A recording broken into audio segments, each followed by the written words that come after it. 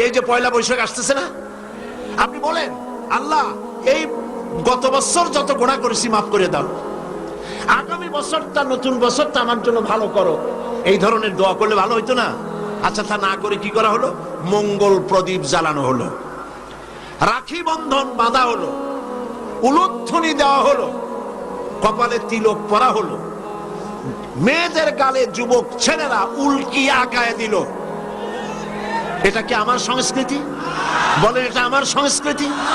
তারপরে বড় বড় ময়ূর, রাক্ষস, কুত্তা, গাধা, গরু, এগুলির মুখোশ বানিয়ে মুখোশ পরে রেলি করা হলো। এটা কি আমার সংস্কৃতি?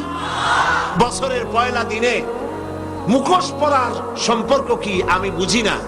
আপনি গরুর মুখোশ পরে র্যালি করলেন, হাঁটলেন, আপনি কি জাতিকে বুঝাতে চান নতুন বছরে জাতির সাথে গরুর মতো ব্যবহার করবেন?